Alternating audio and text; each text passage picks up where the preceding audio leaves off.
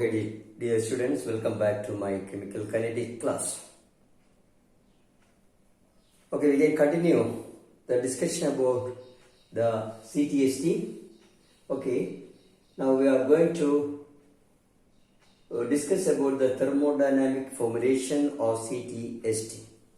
We have the equation for the rate constant for a second order bimolecular gaseous reaction based on the CTST as last class I have mentioned or derived, that is K2, the rate constant K2 is equal to the special equilibrium constant K double dagger or K star, that is the equilibrium constant between the activated complex and the reactants, multiplied by the universal rate constant, that is RT by NH or K BT by H.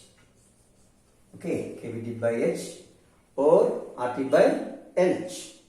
This is our equation, or is equal to K double dagger into RT by NH. This is our equation.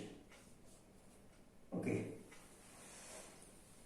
Now where K is that I already mentioned, K star or K double dagger is the equilibrium constant that exists between the reactant and activated complex, that is A plus B reversibly, that's quasi equilibrium, giving that this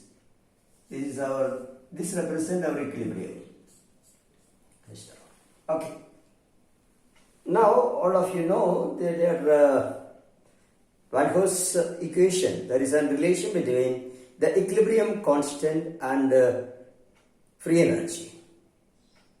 Okay.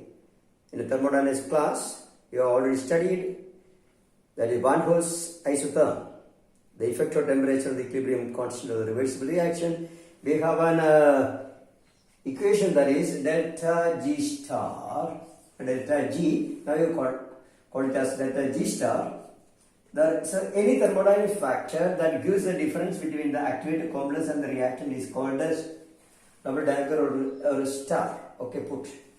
അതായത് activated കോംപ്ലക്സും reactance തമ്മിലുള്ള difference ഏത് thermodynamic factor നിങ്ങൾ ഉപയോഗിക്കുന്നോ അതിനെ നിങ്ങൾ double ഡാഗ് ഇടുക അല്ലെങ്കിൽ star ഇടുക. ഇപ്പൊ ഇതെന്ന് പറയുന്നത് ഫ്രീ എനർജിയാണ്. അപ്പോൾ free energy of the activated complex minus the sum of the free energy of the reactant, that is called delta G double dagger or free energy of activation is related to is equal to minus RT ln K double dagger. The equation. This is a famous equation, that is the delta G is equal to minus RT ln K star. Okay, the decrease that is equation, or minus delta G star is equal to RT ln K star. Therefore, we can write, okay, that's better to write this. Minus delta G star, the decrease in free energy between the activated complex and the reactant is equal to RT ln K. Therefore, K star, the equilibrium constant. Okay. Or, okay, is equal to, like നമുക്ക് ഇന്ന് എന്താ എടുക്കാൻ പറ്റുന്നു നോക്കാം. ഇത് നമുക്ക് എന്താണ് അതിനകത്ത് K star തന്നെ എടുത്തോളൂ, K star. And now you remove this ln term, that is equal to ln K star is equal to okay, minus delta G star by RT. Okay, therefore K double dagger is equal to e raised to minus delta G star or double dagger by RT. This is our equation. This is our equation. So this is the exponential form. Removing the ln, we have the exponential form. The equilibrium constant K double dagger is e raised to minus delta G star by RT. And all of you know the relation between delta G, delta H and delta S, that is the Gibbs-Helmholtz equation. According to Gibbs-Helmholtz equation, we can write delta G star is equal to delta H star minus T delta S star. Okay, simply you put the star അത് ഞാൻ നേരത്തെ തന്നെ പറഞ്ഞു, activated കോംപ്ലക്സും റിയാക്ടറും തമ്മിലുള്ള ഏത് thermodynamic വ്യത്യാസത്തിനെയും നിങ്ങൾ star ഇട്ടുകൊണ്ടുള്ളതാണ് delta പറയേണ്ടത്. ഇപ്പൊ ഇത് ഫ്രീ എനർജി ഓഫ് ആക്ടിവേഷൻ, ഇത് enthalpy of activation, this is the entropy of activation. അപ്പൊ നമ്മള് ഈ CTST തിയറിയിൽ, ആക്ടിവേറ്റഡ് കോംപ്ലക്സ് തിയറിയിൽ എന്താണ് ആക്ടിവേഷൻ എനർജി എന്ന് പറയുന്നത്? That is the difference or excess amount or the difference in energy between the activated complex and the reactant. The difference in the energy between the activated complex and the reactants in the average in the normal state is called activation energy. Similarly, delta G star is the free energy difference between the activated complex and the reactant. Delta H star is the enthalpy difference between the activated complex and the reactant. Delta H star is the entropy difference between the activated complex and the reactant. ഇനി ഇതിലേക്ക് ഇത് substitute ചെയ്യുമ്പോൾ we have the equation, that is എന്താണ് നമുക്ക് കിട്ടുന്നത്? Okay, K star, and we have the equation, നമ്മുടെ കയ്യിലുള്ള equation എന്ന് പറയുന്നത് K2 ആണ്. This is the equation. നമുക്ക് എന്തോ ഒരു മിസ്റ്റേക്ക് പറ്റിയിട്ടുണ്ട് എന്ന് തോന്നുന്നു. Delta G star is equal to ഒരു മിസ്റ്റേക്ക് പറ്റി. കെ സ്റ്റാർ ഇസ് therefore നമ്മുടെ K2യിലേക്ക് ഇതാണ് നമ്മുടെ ഇത് കംപ്ലീറ്റ് ആയില്ല. ഇത് നമ്മുടെ ഇക്വേഷനിലേക്ക് വരിക. ഇക്വേഷൻ ആണ് K2 is equal to KBT by H into K star ആണ്. ഇനി ഇതിലേക്ക് ഇത് സബ്സ്റ്റിറ്റ്യൂട്ട് ചെയ്യും. K star സബ്സ്റ്റിറ്റ്യൂട്ട് ചെയ്യുമ്പോൾ we have K2 is equal to KBT by H, KBT by H into e raised to minus delta G star by RT എന്ന് കിട്ടുന്നു. Okay, this is our equation. So the rate constant K2 is equal to KBT by H into K star, that is equal to, ഞാൻ അടുത്ത സ്റ്റെപ്പിലായിട്ട് വേണം എഴുതാൻ വേണം. Okay, that is equal to KBT by H e raised to minus delta G star by RT. I put here. Then substitute for delta G star, we have K2 is equal to KBT by H. Okay, KBT by H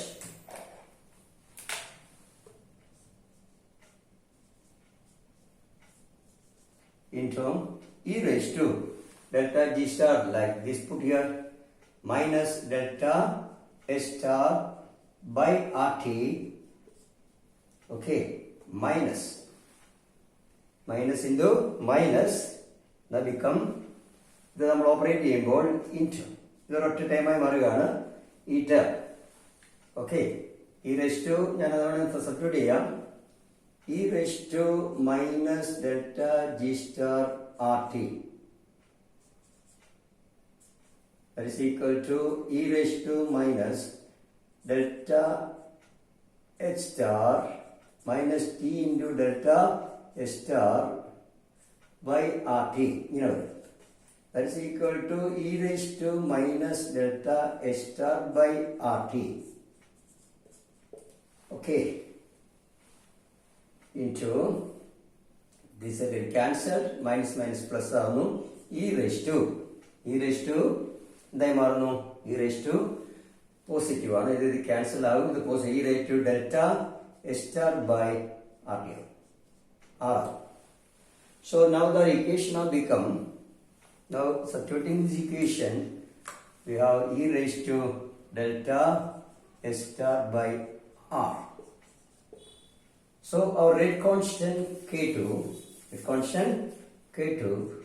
now become equal to KBT by H into e raised to, ഇത് അറിയെടുക്കുന്നു, delta S star by R into e raised to minus delta S star by RT. So this is our final equation. ഇതാണ് thermodynamic formulation എന്ന് പറയുന്നത്, ഈ equation ആണ്. ഇതനുസരിച്ച് എന്തുണ്ട്? K2 എന്ന് പറയുന്ന ഏരിയ ഡിപെൻഡ് ചെയ്യുന്നത് the universal constant multiplied by the term, exponential term of entropy of activation and exponential term of enthalpy of activation. അപ്പോൾ enthalpy of activationന്റെയും entropy of activation കൂടി കൂടുന്നതാണ്, എല്ലാം കൂടി ചേരുമ്പോഴാണ് നമുക്ക് റേറ്റ് കോൺസ്റ്റന്റ് കിട്ടുന്നത്. ഇതിലെ ഈ പാർട്ടാണ് വളരെ പ്രധാനം എന്ന് പറയുന്നത്. ഇതിനകത്ത് നമ്മളെ കമ്പയർ ചെയ്യാൻ പോവാണ്. ഇതിനെ നിങ്ങൾ കൊളീഷൻ തിയറി ആയിട്ട് കമ്പൈൻ ചെയ്യാൻ പോവാണ്. All of you know, according to collision theory, what already you know is that is you have an equation. ഞാൻ കൊളീഷൻ തിയറിയിലേക്ക് വരുന്നതിന് മുമ്പ് നിങ്ങളുടെ കൊളീഷൻ തിയറി എന്ന് പറയുന്നത് ഈക്വളി, ഓക്കെ, ഈക്വളി എന്ന് പറയുന്ന ഒരു ഇക്വേഷൻ ഉണ്ട്. അതുമായിട്ട് നമ്മളത് ബന്ധിപ്പിക്കാൻ പോവാണ്. according to collision theory, that is remember EA is equal to, okay, കൊളീഷനിലായിട്ട് നമുക്ക് പറ്റുന്ന ഒരു ഇക്വേഷൻ ഉണ്ട്. that is we have the equation, നമ്മുടെ collision theory അനുസരിച്ച് we have the equation K2 is equal to ZAB into e raised to minus e coli, e raised to minus e coli by RT ആണ്. e coli by RTA, e coli by e coli is taken as e ആയിട്ട് അങ്ങ് എടുക്കുന്നു. e ആയിട്ട് എടുക്കുകയാണ് നമ്മൾ.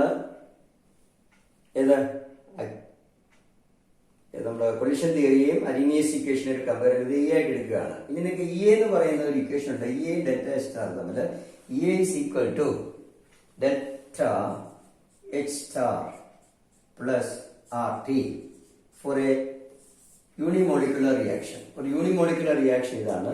Four a bimolecular reaction E is equal to delta H star plus 2 R T ആണ്. ഇത് രണ്ടും ഒരു ഇക്വേഷൻ നിങ്ങൾ നോക്കുന്നുള്ളൂ.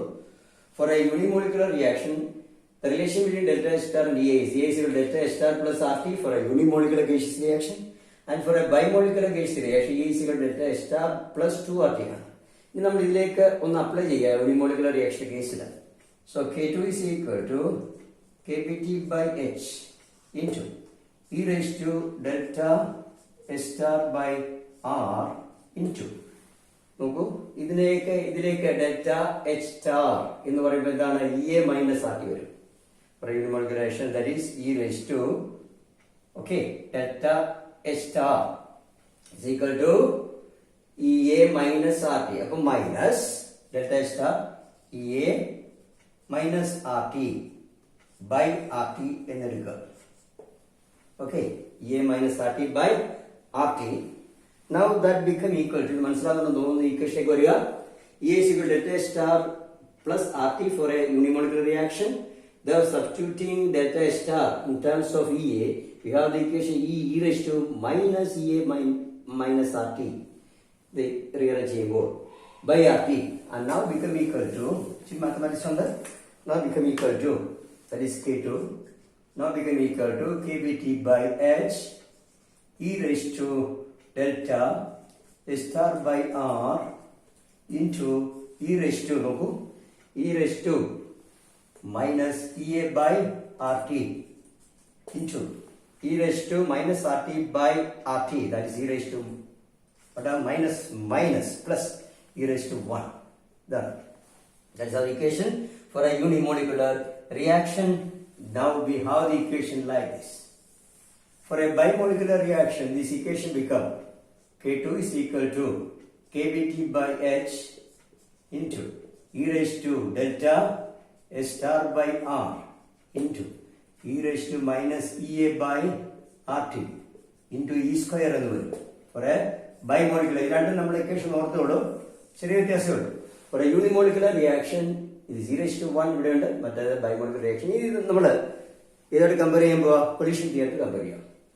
According to collision theory, okay, according to collision theory, we have the equation K2 is equal to P into ZAB into e raised to minus EA by RT എന്നാണ് നിങ്ങളുടെ equation according to collision theory.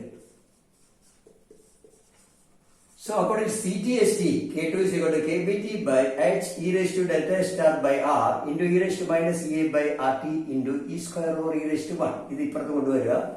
So we can write, ഇത് രണ്ടും തുല്യമായി കഴിയുമ്പോൾ equating these two we can write P into ZAB. Okay, equate ചെയ്യുമ്പോൾ ഞാനൊന്ന് complete ചെയ്തേക്കാം.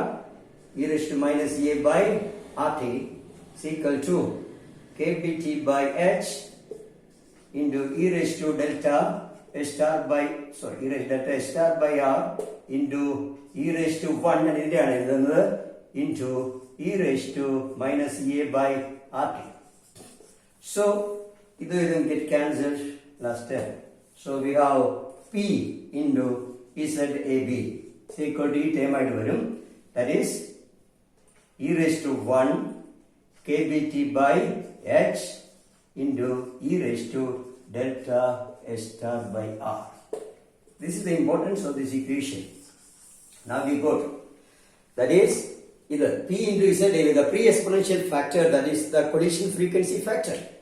The collision frequency factor or Arrhenius equation is A ആണ്. Arrhenius equation is A ആയിട്ടാണ് നിൽക്കുന്നത്. The Arrhenius equation, that is A നമുക്ക് ഇതിനെ ഇടാം. Compared to Arrhenius equation, that can be taken as A is equal to e raised to 1 kBT by H into e raised to delta S star by R. So we have the equation about the collision theory. The pre-exponential term, that is the collision frequency term, that is the steric factor into collision frequency, that is P into ZAB, is now equal to e raised to 1 into kBT by H into e raised to delta S star by R. അതായത് ആ pre-exponential factor എന്ന് പറയുന്നത് entropy of ആക്ടിവേഷനുമായി ബന്ധപ്പെട്ട് കിടക്കുന്ന ഒരു സംഖ്യയാണ് അല്ലെങ്കിൽ ക്വാണ്ടിറ്റിയാണ്. അതാണ് CTST ആക്ടിവേറ്റഡ് കോംപ്ലക്സിലെ ഏറ്റവും ശക്തമായ ഒരു ആപ്ലിക്കേഷൻ അല്ലെങ്കിൽ ശക്തമായ ശക്തി എന്ന് പറയുന്നത്. അതിന്റെ ഏറ്റവും വലിയ അഡ്വാൻറ്റേജ് അല്ലെങ്കിൽ അതിന്റെ എന്താ പറയുന്നത് മെറിറ്റ് എന്ന് പറയുന്നത് ഇതാണ്. അതായത് നമ്മുടെ കൊളീഷൻ തിയറി ആയാലും കൊള്ളാം, അരീനിയസ് തിയറിയിലായാലും കൊള്ളാം, ആ collision frequency into steric factor എന്ന് പറയുന്നത് എ എന്ന് പറയുന്നത് വെറും കൊളീഷൻ ഫ്രീക്വൻസി എന്ന് പറയുന്ന ഒരു സംഖ്യയായിട്ടാണ് മാത്രമാണ് നമ്മുടെ കണ്ടുള്ളത്. അതിനകത്ത് സ്റ്റെറിക് ഫാക്ടർ അടങ്ങിയിട്ടുണ്ട് കൊളീഷൻ തിയറിയിൽ. ആ സ്റ്റെറിക് ഫാക്ടർ എന്ന് പറയുന്നത് എന്തുമായിട്ട് ബന്ധപ്പെട്ട് കിടക്കുന്നു എന്നുള്ളതാണ്.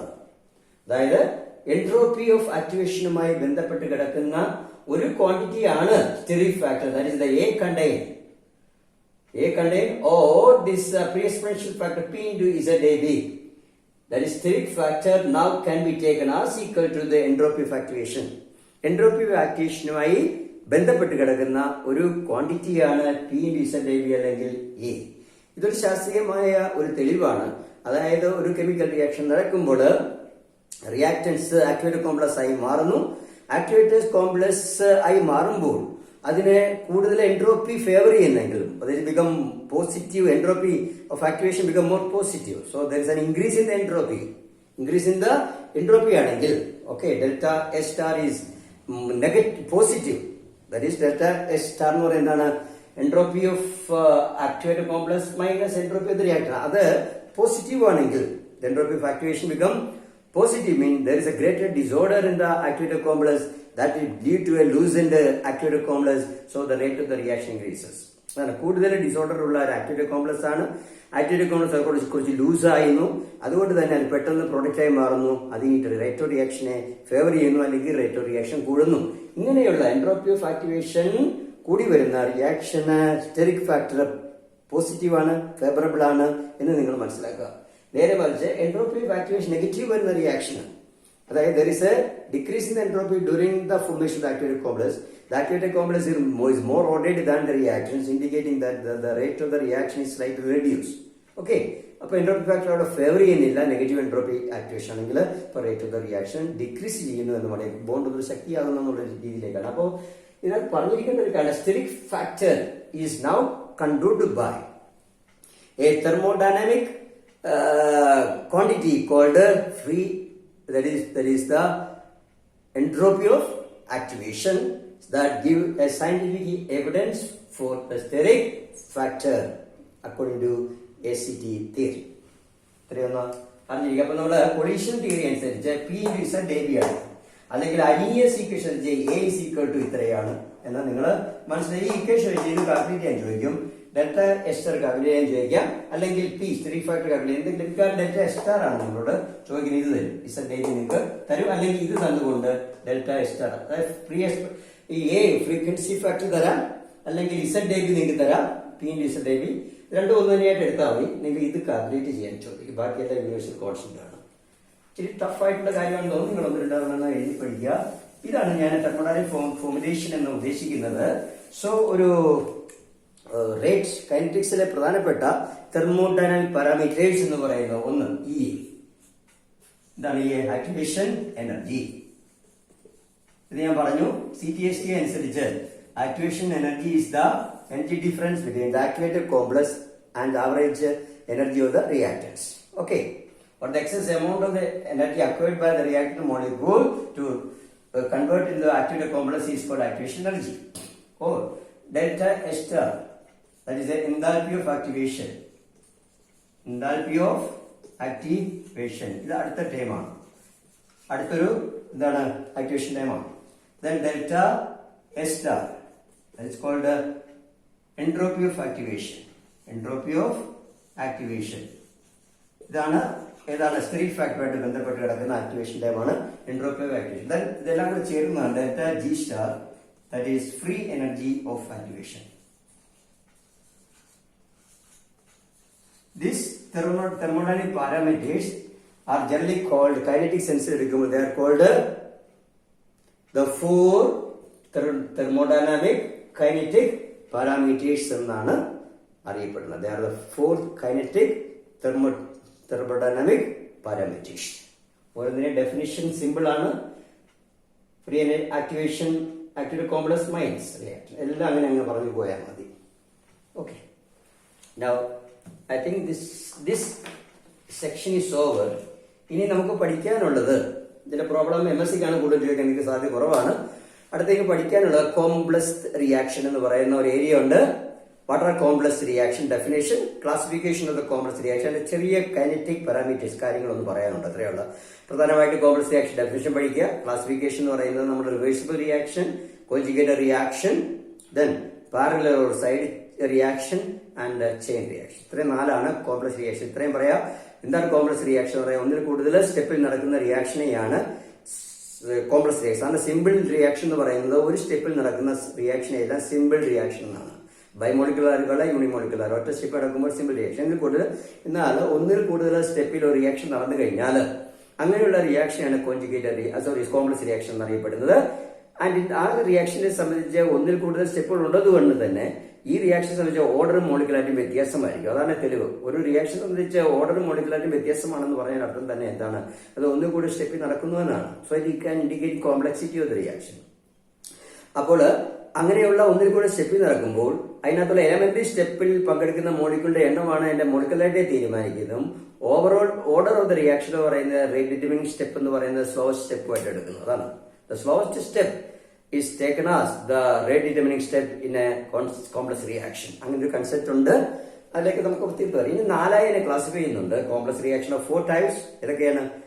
Reversible reaction, then conjugate reaction, then side or parallel reaction, then 4 chain reaction. ചെറിയ കാര്യങ്ങൾ ഇതിനെ പഠിപ്പിച്ച ശേഷം പിന്നെ നമുക്ക് ലാസ്റ്റ്